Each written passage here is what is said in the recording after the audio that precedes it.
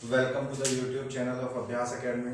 Students, आज हम एक नया टॉपिक शुरू करेंगे नाइन्थ क्लास का, केमिस्ट्री से रिलेटेड, जो कि आपका चैप्टर सेकंड है। फर्स्ट चैप्टर में हम वीडियो लेक्चर कंप्लीट कर चुके हैं, जिसमें हमने पढ़ा मैटर सराउंडिंग अस। एंड इस वीडियो लेक्चर में हम सीखेंगे is matter around us pure. इसका मतलब ये है कि जो चीज़ें हमारे आसपास हैं, जो मैटर हमारे आसपास है, वो प्योर है कि इम्प्योर है। अब यहाँ पे इस चैप्टर में एक्चुअली हम सीखने वाले क्या है। फर्स्ट चैप्टर में हमने चीज़ें सीखी about the physical classification of matter.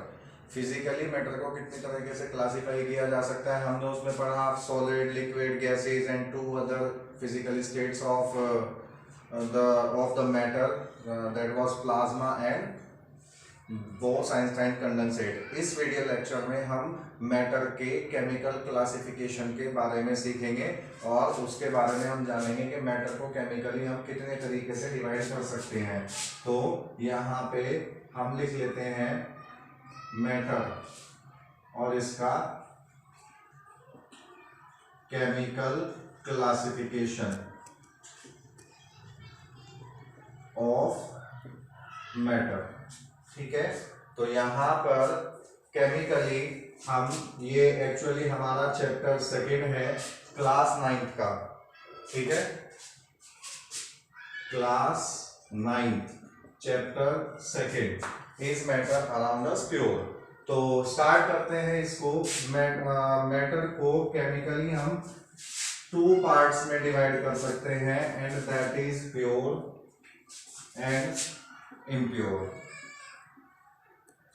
अब हमें यहाँ पर जनरली इन 2 वर्ड्स के मतलब नॉर्मली हमें पता रहता है। प्योर हम उस चीज को कहते हैं जो सिर्फ एक ही टाइप के चीजों से बनी हुई रहती है, और इम्प्योर हम उसे कहते हैं जो एक ही टाइप के चीजों से नहीं बनी होती या एक से ज्यादा टाइप की चीजों से बनी होती है, उन्हें हम इम्प्योर कहते हैं। सेम डेफिनेशन आप यहाँ पे लिखेंगे। अगर कोई आपसे पूछता है व्हाट आर प्योर मैटर्स, तो प्योर मैटर वो होंगे जो made of only one type of particles, जो केवल एक ही तरह के पार्टिकल्स से मिलकर के बनी हुई रहेंगी, उन्हें हम कहेंगे प्योर मैटर। और इम्प्योर मैटर की कैटेगरी में आएंगे made of more than one type of particles. तो ये एक से ज्यादा तरीके की चीजों से मिलकर के बने होंगे, मेटल से मिलकर बने होंगे, और इनको सिंपली हम मिक्सचर भी कहते हैं। ठीक, तो इन्हें हम मिक्सचर भी कहते हैं। प्योर मैटर जो है, हमने अभी फिलहाल यहाँ पर पार्टिकल्स लिखा है, ये इस वजह से लिखा है क्योंकि इसको फर्दर क्लासिफाई हम कर सकते हैं, और फर्दर अगर इसका क्लासिफिकेशन हमें करना होगा तो हम इसको 2 टाइप में डिवाइड करेंगे। One is element and another is compound. तो एलिमेंट में और कंपाउंड में आप इसको डिवाइड कर सकते हैं। अब अगर सिंपली आपको डिफरेंशिएशन समझना है कि यहाँ पर पार्टिकल क्यों लिखा हमने और ये 2 टाइप किस बेसिस पर डिवाइड करोगे, तो उसमें आप लिखेंगे जो चीजें made of one type of atoms, जो केवल एक ही तरह के एटम्स से मिलकर के बनी हुई रहेंगी, वो आपके एलिमेंट्स कहलाती हैं। और इनको अगर बुक्स के हिसाब से देखें तो इनको कुछ इस तरह से डिफाइन किया जा सकता है, those smallest part of matter which can not be further divided into another thing. Means कोई एलिमेंट है आपके पास, आप उसे और छोटा तोड़ करके किसी और चीज में ना बदल सके, तो उसे एलिमेंट कहते हैं। और यहाँ पे हम कहेंगे made of one type of molecules, एक टाइप के मॉलिक्यूल्स से मिलकर के बना रहेगा। अब यहाँ पर इन दोनों में डिफरेंस क्या हुआ, ये तो एक ही टाइप के एटम से मिलकर के बनेंगे और ये एक ही टाइप के मॉलिक्यूल्स से मिलकर के बनेंगे। प्रोबेबली ऐसा हो सकता है कि आप में से बहुत को इस लेवल पर 9th क्लास में एटम और मॉलिक्यूल का डिफरेंस नहीं पता हो, तो मैं एक छोटी सी बात बता देता हूं आपको। यहाँ पर जब एक एटम होता है तो वो अकेला एटम होता है, लेकिन जब दो या दो से ज्यादा, मैंने ये एटम्स कर दिया और ये भी एटम्स कर देता हूं कि दो या दो से ज्यादा जब एटम आपस में मिल जाते हैं तो वो मॉलिक्यूल्स बना लेते हैं। अब वो मॉलिक्यूल्स आपके दो तरह के हो सकते हैं, एक होमो एटॉमिक और एक हो सकते हैं आपके हेट्रोएटॉमिक। हेट्रोएटॉमिक। अब इन दोनों में डिफरेंस क्या है, छोटा सा डिफरेंस है, मैं आपको बता देता हूं। देखो, अगर हम एटम की बात करेंगे तो एटम हमारे पास, जैसे मान लीजिए आयरन का एटम है, इसका सिंबल आयरन का Fe होता है, हाइड्रोजन का एटम है, नाइट्रोजन का एटम है, ऑक्सीजन का एटम है, कार्बन का एटम है, कॉपर का एटम है, लाइकवाइज बहुत सारे हमारे पास इस तरह से एटम होते हैं। तो ये सब एलिमेंट हैं। और अगर मैं यहाँ पर बात करूं मॉलिक्यूल कंपाउंड्स की, तो कंपाउंड्स की कैटेगरी में मैं रखूंगा, जैसे हमारे पास H2O है, यहाँ पर और ले लेते हैं HCl है, H2SO4 है, ये चीजें हमारे पास एज ए कंपाउंड है। तो यहाँ पर ये आपको लग रहा होगा कि ये एक एटम है, ये एक एटम है, ये एक एटम है, ये एक तरह के कैसे हो सकते हैं? जैसा कि मैंने अभी कहा आपको कि जब दो या दो से ज्यादा तरह के एटम आपस में जुड़ जाएंगे तो वो मॉलिक्यूल्स बनाएंगे, और मॉलिक्यूल्स जो है वे कंपाउंड के होते हैं। अब वे मॉलिक्यूल्स दो तरह के हो सकते हैं, थोड़ा नोटिस कीजिएगा। होमो एटॉमिक, होमो का मतलब साइंस में होता है सेम, तो जैसे मैं यहाँ पे लिख दूं O2, ये ऑक्सीजन का सिंबल है, ये एक मॉलिक्यूल है, लेकिन ये मॉलिक्यूल कैसा है? होमो एटॉमिक। होमो का मतलब सेम, मतलब दो एटम है और दोनों के दोनों एक जैसे हैं और एक दूसरे से मिलकर के तब इन्होंने मॉलिक्यूल बनाया। जैसे ये O3, ये ओजोन का मॉलिक्यूल है, लाइक हाइड्रोजन H2N2, ये ऐसे जो फॉर्मूले होते हैं, तो इनमें जैसे N2 की मैं बात करूं तो इसमें दो नाइट्रोजन के एटम है और दोनों के दोनों नाइट्रोजन ही है, तो दोनों सेम एटम है, मतलब होमो है, तो ये होमो एटॉमिक हो गया। और दो या दो से ज्यादा एटम जुड़े हुए हैं आपस में, तो इसलिए मॉलिक्यूल हो गया। तो ये एग्जांपल है होमो एटॉमिक मॉलिक्यूल के। हेट्रो मतलब होता है डिफरेंट, जब डिफरेंट टाइप के एटम आपस में जुड़ करके मॉलिक्यूल बनाएंगे तो उन्हें हम हेट्रोएटॉमिक मॉलिक्यूल्स कहेंगे। जैसे H2O हमने लिखा, वाटर है, बहुत कॉमन एग्जांपल है, तो इसमें हमारे पास दिखाई दे रहा है कि दो हाइड्रोजन के एटम है और एक ऑक्सीजन का एटम है, डिफरेंट टाइप के। हेट्रो मतलब मैंने कहा डिफरेंट, साइंस में होमो का मतलब सेम होता है, हेट्रो का मतलब डिफरेंट होता है। तो H2O में ये डिफरेंट टाइप के एटम है। डिफरेंट टाइप के कौन कौन से? हाइड्रोजन एंड ऑक्सीजन, इन दोनों ने मिलके एक सिंगल मॉलिक्यूल बनाया वाटर का। और ऐसे ही H2SO4 अगर हम ले लें तो इसमें हम देखेंगे एक हाइड्रोजन, एक सल्फर और एक ऑक्सीजन, तो इसमें तीन डिफरेंट टाइप के एटम्स हैं और तीन डिफरेंट टाइप के एटम्स अलग अलग संख्या में मिल करके, अलग अलग नंबर में मिल करके वो यहाँ पर एक मॉलिक्यूल बना रहे हैं H2SO4, इसका नाम है सल्फ्यूरिक एसिड। जैसे CaCO3, मान लो ये है, इसमें कैल्शियम Ca, कार्बन C और O के तीन एटम है, तब ये तीन अलग अलग तरह के एटम मिल करके एक मॉलिक्यूल बना रहे हैं। तो बात यहाँ पे मॉलिक्यूल्स की कर रहे थे हम, तो शायद आपको अब ये बात समझ में आ गई होगी कि ये एटम्स में और इन मॉलिक्यूल्स में क्या डिफरेंट है। एटम्स हमेशा अकेले होते हैं और मॉलिक्यूल्स अकेले हो भी सकते हैं और नहीं भी हो सकते हैं। सॉरी, एटम्स जो है वे अकेले रह भी सकते हैं और नहीं भी, ये हमेशा अकेले रहते हैं। जैसे मैंने, इसका मतलब क्या है समझिए, जैसे मैंने यहाँ पे H लिखा, तो ये H अकेला नहीं रहेगा। डिटेल में हम इसके बारे में नेक्स्ट चैप्टर में पढ़ेंगे, लेकिन आपने हमेशा, मैं थोड़ा सा आइडिया दे देता हूँ, हमेशा देखा होगा H लिखा हुआ नहीं रहता है, हमेशा H2 लिखते हैं, क्योंकि H अकेला एटम एग्जिस्ट नहीं करता है नेचर में, वो H2 के रूप में रहता है। जबकि अगर हम बात करें H2O, ये अकेला रहता है, पूरा का पूरा मॉलिक्यूल है, ये अकेला मिल सकता है। तो अब इसको हम फर्दर डिवाइड करते हैं, इसके हम डिफरेंट पार्ट कर लेते हैं, इन एलिमेंट्स को हम अलग अलग पार्ट्स में डिवाइड कर सकते हैं। And that is, one is metal, आप ये छोटी क्लासेस में भी चीजें पढ़ चुके हैं। दूसरा नॉन मेटल, और तीसरा हम ले लेते हैं मेटेलॉइड। ठीक, तो मेटल्स आप जैसे मैंने कहा कि जूनियर क्लासेस में भी पढ़ चुके हैं, वो चीजें जो मैलिएबल होती हैं, जो डक्टाइल होती हैं, जो सोनोरस होती हैं, जो लस्ट्रस होती हैं, और जो गुड कंडक्टर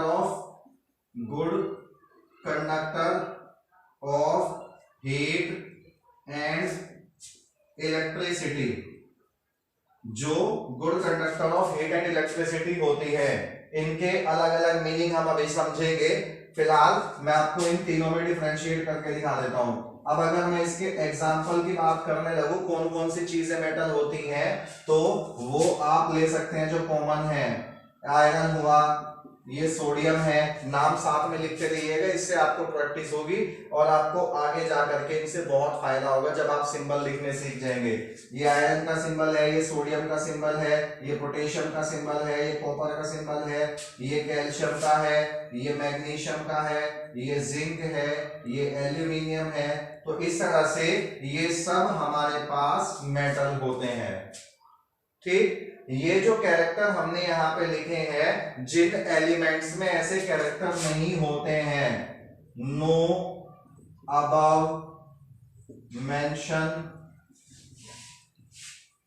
कैरेक्टर, मतलब जो हमने यहाँ पर ऊपर कैरेक्टर्स लिखे हैं उनमें से कोई सा भी कैरेक्टर ना हो तो हम उन्हें कहते हैं नॉन मेटल्स। और अगर इसके एग्जाम्पल की मैं बात करता हूं तो इस एग्जाम्पल में आप रखेंगे हाइड्रोजन को, रखेंगे ऑक्सीजन को, रखेंगे नाइट्रोजन, कार्बन, फास्फोरस, सल्फर, और यहां पर हम ले लेते हैं fluorine, chlorine, bromine, iodine and silicon को नहीं लिखते, चलो यहाँ पे। तो ये हमारे पास कुछ एलिमेंट्स हैं। इसके अलावा हाँ वो लिख सकते हैं helium, neon, argon, krypton, xenon और रेडॉन। इन्हें हम कहते हैं इनर्ट गैसेस। और इनर्ट गैस उन्हें कहते हैं जो किसी से रिएक्शन नहीं करते। आपने कभी पीरियोडिक टेबल देखी है? उस पीरियोडिक टेबल में जो सबसे राइट मोस्ट लाइन होती है, कॉलम होती है, उसमें ये एलिमेंट मिलेंगे आपको। नाम लिखिएगा, मैं दोबारा से बोल रहा हूं, ये hydrogen, oxygen, nitrogen, carbon, phosphorus, sulphur, fluorine, chlorine, bromine, iodine. Generally आपको पता होंगे, ये नहीं पता है तो फिर से लिख लीजिए। He सिंबल होता है हीलियम का, neon, argon, krypton, xenon, radon. Helium, neon, argon, krypton, xenon, radon, ये इनर्ट गैसेस हैं, किसी से रिएक्शन नहीं करती। तो ये जितने भी आपके नॉन मेटल कंपाउंड है वे सारे मैंने यहाँ पर लिख दिए हैं। और मेटलॉइड की अगर मैं बात करूं तो इनकी खास बात ये होती है कि some property of metal, some of non metal, इनकी कुछ property some of non metals, कुछ प्रॉपर्टी मेटल्स के जैसी होती है, कुछ नॉन मेटल्स के जैसी होती है। इसके लिए मैं एग्जांपल यहां पे लिख देता हूं, मेटलॉइड के एग्जांपल, और ये बहुत इंपॉर्टेंट है तो इनको आप नोट कीजिएगा। जो आपके मेटलॉइड्स हैं उसके एग्जांपल क्या क्या हैं? सिलिकॉन, ये आपका नॉन मेटलॉइड की कैटेगरी में आता है, जैसे जर्मेनियम, जैसे बिस्मथ और एंड आर्सेनिक और जर्मेनियम, ये हो गया silicon, germanium, bismuth, arsenic. Antimony भी होता है। ज्यादातर आपको तो जरूरत पड़ेगी इनकी, और सबसे इंपॉर्टेंट इसकी जरूरत पड़ेगी। तो ये एलिमेंट ऐसे हैं जो मेटल की तरह भी और नॉन मेटल की तरह भी काम करते हैं। कब? ये डिपेंड करता है इस बात पे कि किस कंडीशन पे इनका इस्तेमाल किया जा रहा है। छोटी सी बात बताता हूं, जब टेम्परेचर ज्यादा रहता है तो ये एलिमेंट जो है एज ए मेटल काम करेंगे, और जब टेम्परेचर कम रहता है तो ये एज ए नॉन मेटल काम करते हैं। तो अब हम थोड़ा सा डिटेल में जाते हैं। ये जो टर्मिनोलॉजीज हमने लिखी हैं, ये मैं यहाँ पर रिटन वर्क तो आपको नहीं कराऊंगा, ये आपको खुद से लिखना होगा, लेकिन इन सब के मैं मतलब आपको मीनिंग इनको समझने के लिए एक्सप्लेनेशन कर देता हूँ, एक्सप्लेन कर देता हूँ, एक्सप्लेनेशन दे देता हूँ, जिससे कि आपको ये सारी चीजें समझने में आसानी रहे। तो सबसे पहले आप हेडिंग डालेंगे मैलिएबल एंड मैलिएबिलिटी। तो मैलिएबल या मैलिएबिलिटी क्या होता है, जैसे मान लीजिए हमारे पास एक आयरन का पीस है, लोहे का एक छोटा टुकड़ा है, और आप उस पे हथौड़े से चोट मारने लगे, तो क्या होगा? हैव यू एवर सीन, क्या आपने पहले कभी ऐसा देखा है कि किसी मेटल की चोट पर जब किसी मेटल के पीस पर जब चोट मारते हैं तो क्या होता है? वो फैल जाता है, ठीक। लेकिन उसकी जगह आपको मैं एक अगर पत्थर दूं, उसकी जगह मैं आपको अगर एक छोटा लाइक ईंट का टुकड़ा दूं या कोयला दूं, तो आप उस पर चोट मारिए हथौड़े से, तो क्या होगा? दोनों में डिफरेंसेस इमेजिन कीजिए, सोचिए, आपने ऑब्वियसली देखा होगा ये चीज। तो जब आप मेटल के टुकड़े पर चोट मारते हैं तो वो फैल जाता है, और जब आप एक पत्थर पर, जब आप एक कोयले पर चोट मारते हैं तो वो टुकड़ों में टूट जाता है। बस दिस इज कॉल्ड मैलिएबिलिटी। इसको अब हम अपनी लैंग्वेज में, साइंस की लैंग्वेज में कैसे कहेंगे? ए मेटल विच, या ऐसे कहोगे एन एलिमेंट, स्पेशली इस पे फोकस करेंगे, an element which can be converted into thin sheet. Actually malleable होने के बाद वो शीट में चेंज होता है, दैट इज कॉल्ड, चलिए ये कहते हैं, जैसे चोट मारने पर वो फैल गया है, तो ऐसे कहो an element which can be converted into thin sheets, that is called malleable, and this phenomena is called malleability. बस ये डेफिनेशन लिखनी है आपको, और याद क्या रखना है, समझना क्या है, बस छोटी सी बात है कि जिस एलिमेंट पर आप चोट मारने के बाद वो फैल जाए, वो टूटे ना, टुकड़े टुकड़े होकर के बिखरे ना, उसे हम कहते हैं मैलिएबल, और उनकी जो फैलने की प्रोसेस होती है उसे कहते हैं मैलिएबिलिटी। तो डेफिनेशन इस तरह से लिखेंगे, an element which change into thin sheet on beating with hammer, जो हथौड़े से चोट मारने पर फैल जाता है और उसकी पतली शीट बन जाती है, उन्हें कहते हैं हम मैलिएबल एलिमेंट। और मैलिएबल एलिमेंट मेटल्स होते हैं, जो भी मैलिएबल होगा वो मेटल होगा। दूसरा हम लेते हैं डक्टिलिटी या डक्टाइल। डक्टिलिटी का मतलब होता है जिस चीज को पीट पीट के या बारीक बना करके, खींच करके हम उनके तार बना सकते हैं। ऐसे नहीं ताकत लगा के खींच करके तार बना दोगे आप उसके, नहीं, उनको पीट पीट के बारीक करके उनके तार बनाए जा सकते हैं। जैसे आपने बिजली के तार देखे होंगे तो वो किस चीज के होते हैं? कॉपर के, एल्यूमिनियम के, लोहे के, आयरन के, इन चीजों के तार होते हैं। तो वो आप उस प्रॉपर्टी को डक्टिलिटी कहते हैं, जब किसी चीज के आप तार बना सकते हो। तो डेफिनेशन अगर लिखनी है तो हेडिंग डालेंगे डक्टाइल, तो इसमें कहेंगे an element which can be drawn into thin wire, जिन्हें आप छोटे तारों में बदल सकते हैं, उन्हें कहते हैं हम डक्टाइल। और ये प्रोसेस मतलब किसी चीज का तार में बदलना, इसे कहते हैं डक्टिलिटी। दूसरी चीज, नेक्स्ट पे आते हैं सोनोरस। सोनोरस का मतलब होता है the things which produce, stop, कोई भी ऐसी चीज जो दूसरी चीज के मारने पर रिंगिंग साउंड पैदा करती हो। साउंड पैदा करना सिर्फ ये हम नहीं कहेंगे विच प्रोड्यूस साउंड, ऐसा नहीं कहेंगे, हम कहेंगे विच प्रोड्यूस रिंगिंग साउंड। देखो जैसे मान लो मैं यहां पर चोट मारता हूं, this is also sound, but लेकिन आप इस चीज को सोचिए, जब आप एक लोहे की चीज को दूसरे लोहे की चीज पर मारते हैं तो उसमें भी आवाज पैदा होती है, लेकिन इस साउंड में और उस साउंड में क्या डिफरेंस है? जब आप लोहे की चीज पर मारते हैं तो उसमें आवाज आती है टन, this is called ringing sound, this is only sound. ये आवाज तो है बट ये काफी देर तक नहीं बजेगी, इसमें रिंगिंग पैदा नहीं होगी। तो ये प्रोसेस, ये प्रॉपर्टी ऑफ एलिमेंट कहलाती है सोनोरोसिटी। तो जो भी चीज सोनोरस होती है वो मेटल होती है, या ऐसे कह लीजिए कि मेटल्स जो है वो सोनोरस होते हैं। सोनोरस का मतलब हेडिंग डालेंगे और इसकी डेफिनेशन अगर आपको लिखनी है तो क्या लिखेंगे, those element which produce ringing sound on hitting with another metal object। दूसरा भी मेटल का ही ऑब्जेक्ट होना चाहिए। और यही वजह है कि इनका इस्तेमाल, मेटल्स का इस्तेमाल म्यूजिकल इंस्ट्रूमेंट बनाने में किया जाता है। जैसे ड्रमर, वो ड्रमर देखते हो ना, प्लेट्स ही लगा के रखते हैं, वो उसे बजाते रहते हैं। और जो गिटार होता है उसमें लोहे की तार होती है, क्योंकि वो प्रेस करने पर, दबाने पर या चोट मारने पर वो रिंगिंग साउंड पैदा करते हैं। इसलिए मेटल्स का इस्तेमाल जो है वो म्यूजिकल इंस्ट्रूमेंट बनाने में किया जाता है। लस्ट्रस का मतलब होता है, यहां पर अगर हम बात करेंगे लस्ट्रस, लस्ट्रस होता है शाइनिंग प्रॉपर्टी। आपने देखा होगा आयरन का एक अपना कलर होता है। आप कोई लोहे की चीज देखेंगे तो आपको पता चल जाएगा कि वो लोहे की है। कोई चांदी की चीज देखेंगे तो वो कहेंगे आपके उन चांदी का ये कलर होता है, आपको पता है। सोने का कलर अलग होता है, तांबे का कलर अलग होता है। Every metal is having its own colour, characteristic colour बोलते हैं इसको। तो लस्ट्रस प्रॉपर्टी किसे कहते हैं, हेडिंग डालेंगे और इसकी डेफिनेशन लिखनी हो तो क्या लिखेंगे, दोज एलिमेंट या एलिमेंट्स हैविंग शाइनिंग प्रॉपर्टी, अपनी एक चमक होती है, that is called lustrous property. ठीक है।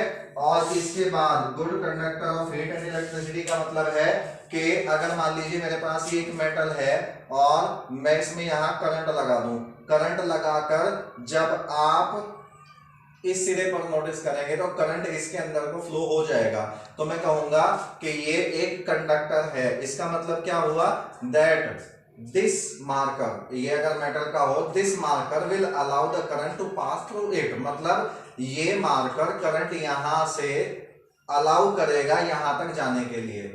आपने 7th क्लास में एक एक्सपेरिमेंट भी है, अगर आपको याद हो, कि अगर मेटल हीट कंडक्ट करते हैं तो उसके लिए एक एक्सपेरिमेंट होता है। स्टैंड पे इसको लगा देंगे और इसके नीचे मोम से कील लगा देंगे, या वो जो डैशबोर्ड में वो पिन लगाते हैं जिस नोटिस बोर्ड पे, जिससे वो उसमें पर्चे चिपका देते हैं हम, तो वो मोम में डुबा करके और यहाँ चिपका दें और यहाँ पे इस एंड को गर्म करना शुरू करेंगे। तो उससे क्या होगा, ये यहाँ पर ये जो एंड है ये गर्म होने लगेगा और धीरे धीरे हीट जो है वो ट्रांसफर होने लगेगी इधर की साइड में। और जैसे जैसे गर्मी इधर जाएगी, हीट इधर कंडक्ट होगी, तो वो आपका क्या होगा, ये कील यहाँ से गिरने लगेगी। दिस इज एक्सपेरिमेंटल प्रूफ के मेटल्स हीट कंडक्ट करते हैं। आप देखिए, एक लोहे की रोड लीजिए या चिमटा लीजिए, आप उसे गैस पर गर्म करना शुरू कीजिए, थोड़ी देर बाद क्या होगा, आपके हाथ तक हीट आने लगेगी और वो आपको गर्म लगने लगेगा, वो आपके हाथ से छूट जाएगा। ऐसे ही मेटल्स जो होते हैं वो हीट को और इलेक्ट्रिसिटी को कंडक्ट करते हैं, मतलब एक सिरे से दूसरे सिरे पर जाने के लिए अलाउ करते हैं। तो सारे को मैं एक बार दोबारा बता रहा हूं, मैलिएबल वो चीजें होती हैं जिन्हें आप थिन शीट में कन्वर्ट कर सकते हैं, बारीक शीट बना सकते हैं। डक्टाइल वो चीजें होती हैं जिनके आप तार बना सकते हैं। एक चीज नोट करके लिख लीजिएगा, gold and silver are the most malleable and most ductile element. ठीक है, गोल्ड और सिल्वर ये दोनों सबसे ज्यादा मैलिएबल और डक्टाइल एलिमेंट होते हैं। सोनोरस क्या होता है, रिंगिंग साउंड, जो रिंगिंग साउंड पैदा करता है उन्हें कहते हैं सोनोरस। लस्ट्रस क्या होता है, शाइनिंग प्रॉपर्टी। ठीक है, और गुड कंडक्टर किन्हें कहते हैं, जो अपने अंदर को हीट या इलेक्ट्रिसिटी को अलाउ कर दे पास होने के लिए, मतलब एक सिरे से दूसरे सिरे तक जाने के लिए, पास करने के लिए अलाउ करे। तो जो भी चीजों में कैरेक्टर होंगे, जैसे थिन शीट में बदला जा सकता होगा, जिनके तार बनाए जा सकते हो, जिनमें रिंगिंग साउंड पैदा होती हो, जिनकी अपनी शाइनिंग होती हो और वो हीट और इलेक्ट्रिसिटी को कंडक्ट करते हैं, उन्हें हम मेटल कहते हैं। ये सारे ऐसे एग्जांपल और भी बहुत सारे हैं। ठीक, और अगर हम बात करें नॉन मेटल्स की, ये जितने भी कैरेक्टर यहाँ पर लिखे हुए हैं इनमें से कोई सा कैरेक्टर इनमें नहीं होता। इसका मतलब आप चाहें तो इसके लिए स्टेटमेंट इस तरह से लिख सकते हैं कि जो चीजें नॉन मैलिएबल होती हैं, मतलब जिनकी शीट नहीं बनाई जा सकती, लोहा, आप जैसे ये एग्जांपल लिखे हुए हैं, ये तो गैस है, इनमें से कार्बन ले लो, फास्फोरस ले लो, सल्फर ले लो, आयोडीन ले लो, तो ये चीजें जो है आपकी सॉलिड होती हैं। इनको लेकर के अगर आप चाहें इन्हीं वर्ड्स को लेकर के इसकी डेफिनेशन बना सकते हैं।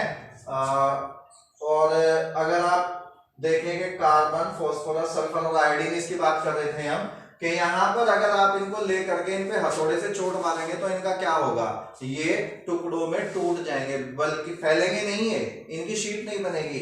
तो ये नॉन वैल्यूएबल होते हैं, नॉन डक्टाइल होते हैं, नॉन सोनोरस होते हैं, नॉन लस्ट्रस होते हैं और bad conductor of heat and electricity होते हैं।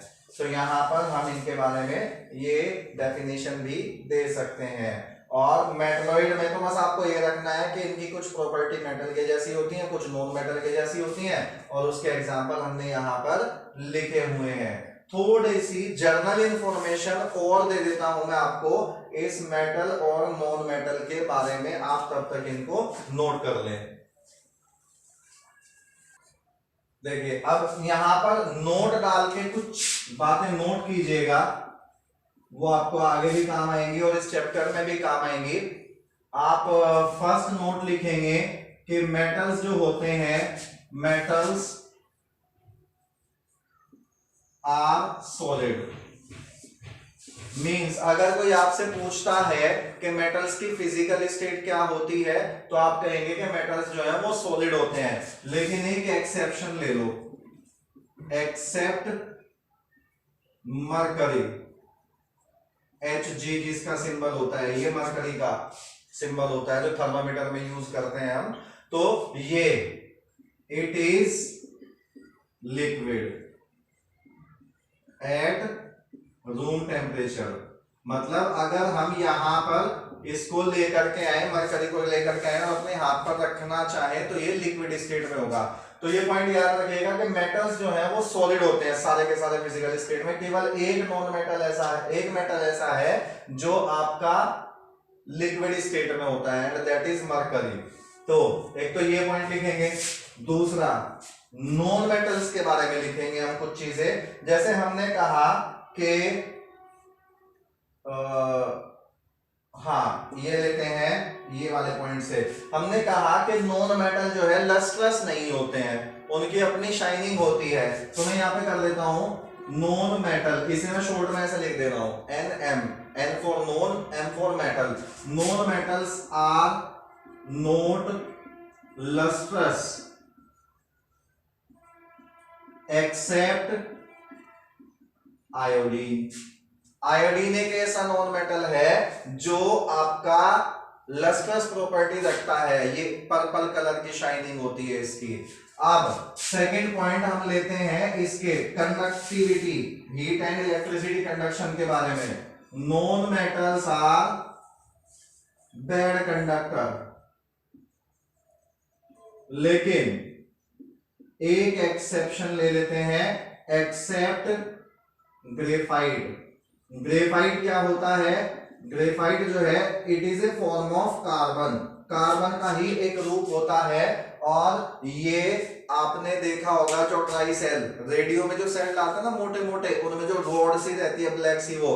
और जो सबसे सिंपल ले लो, जो पेंसिल में जो हम लिखते हैं पेंसिल से, वो जो लेड होती है उसकी, वो ग्रेफाइट की ही बनी रहती है और वो इलेक्ट्रिसिटी कंडक्ट कर सकते हैं। तो लस्ट्रस का एक्सेप्शनल केस तो हो गया आयोडीन, और बैड कंडक्टर का एक्सेप्शनल केस हो गया ग्रेफाइट। एक चीज और ले लेते हैं और वो ये है कि नॉन मेटल्स की फिजिकल स्टेट क्या होती है। Non metals are solid, non metal solid होते हैं। कौन कौन से नॉन मेटल सॉलिड होते हैं वो मैं यहां पे लिख दे रहा हूं, कार्बन, फास्फोरस, सल्फर, आयोडीन। ये आपके 4 नॉन मेटल ऐसे हैं जो आपके सॉलिड होते हैं। इसके अलावा अब या फिर ये गैस हो सकते हैं। गैस की अगर हम बात करें, कौन कौन से नॉन मेटल ऐसे हैं जो अब तक 118 एलिमेंट की डिस्कवरी हो चुकी है, जिनमें हमने कैटेगराइजेशन कर लिया मेटल, नॉन मेटल और मेटलॉइड्स।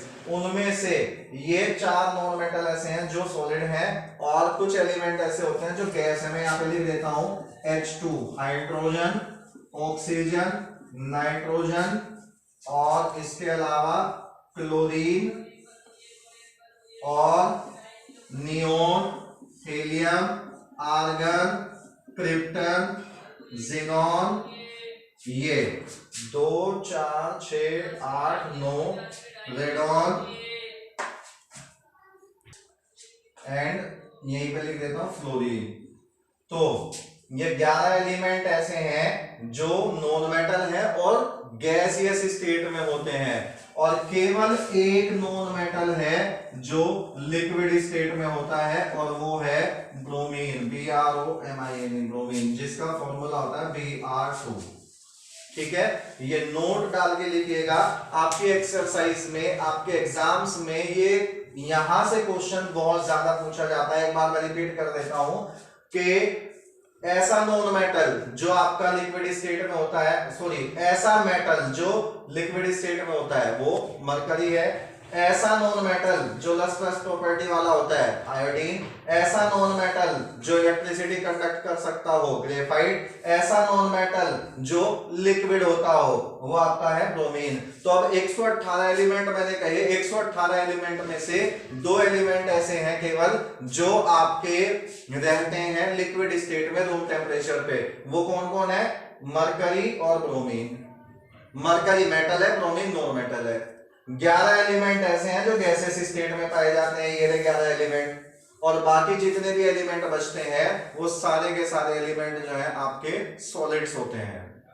ठीक, तो ये आज के लिए हम इतना ही काम कर लेते हैं, और इसमें एक चीज और ऐड कर लेते हैं थोड़ी सी, हम इसको भी क्लासिफाई कर देते हैं। इम्प्योर वाला जो मैटर का क्लासिफिकेशन था, मिक्सचर थे, मिक्सचर के टाइप बता देते हैं हम। ठीक है, उसमें आपका ये टॉपिक जो है ओवरऑल कंप्लीट हो जाएगा, बाकी हम आगे बात करेंगे।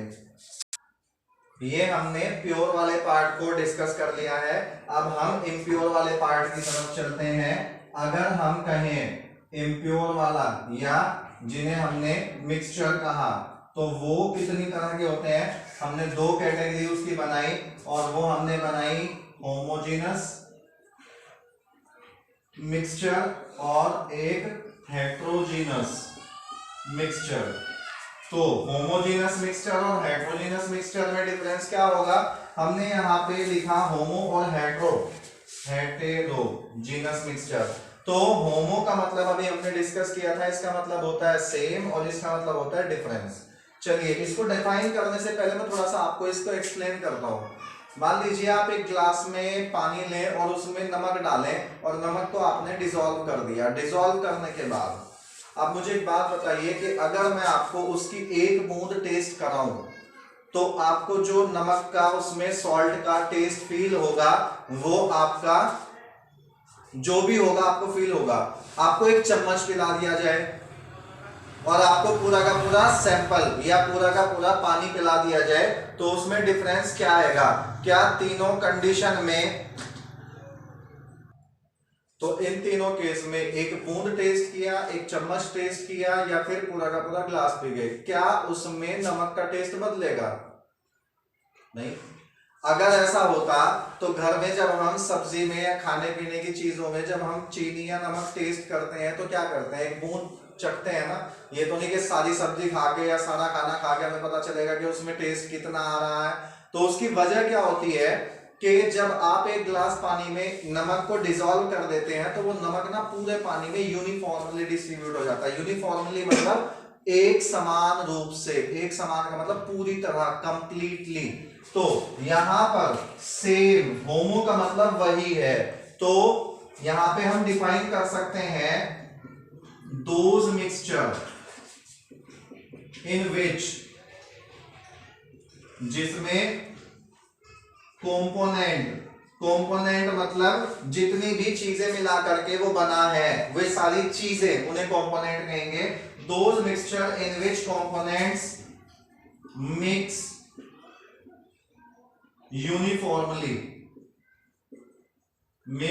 यूनिफॉर्मली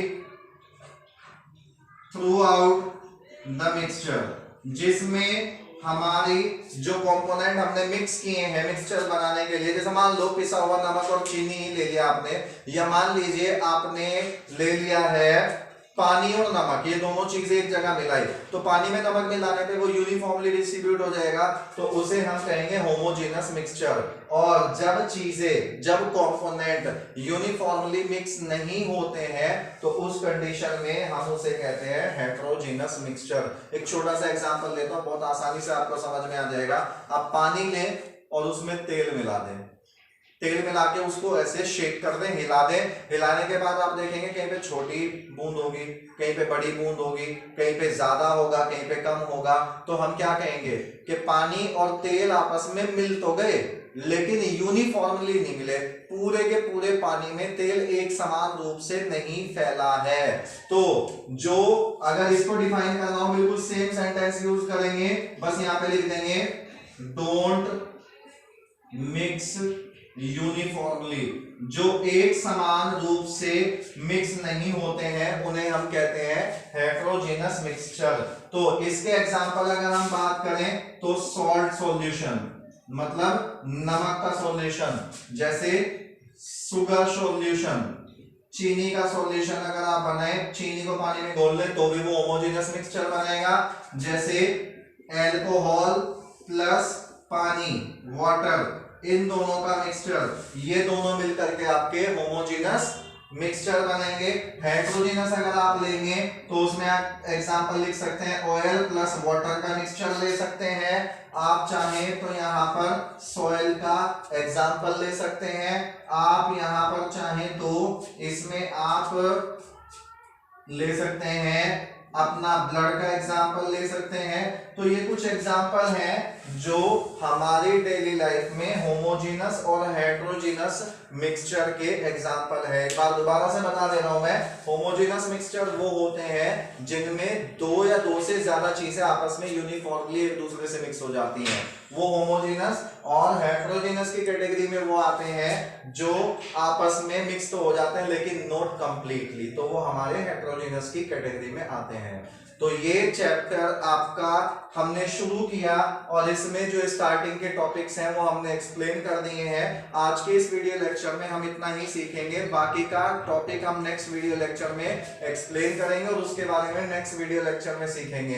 तो इसके नोट्स बनाएं और नोट्स बनाने के बाद स्टूडेंट एक चीज ध्यान रखिएगा, इसके लिए आपको हो सकता है लिखना ज्यादा पड़ेगा लेकिन इसमें समझना आपको बहुत सारी चीजों को है और सारी चीजों को मेमोराइज भी करना है, क्योंकि आगे की साइंस में, आगे के केमिस्ट्री के चैप्टर्स में ये चीजें आपके बहुत काम आने वाली है।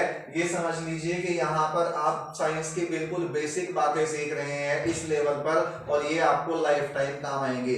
तो ये सारी चीजें आप नोट करिए, इनको समझिए, याद कीजिए और कोई डाउट है तो हमें बताइए। और इसी के साथ ये चैप्टर का ये वाला टॉपिक यहाँ पर हम कंप्लीट करते हैं, आगे नेक्स्ट वीडियो में बात करेंगे।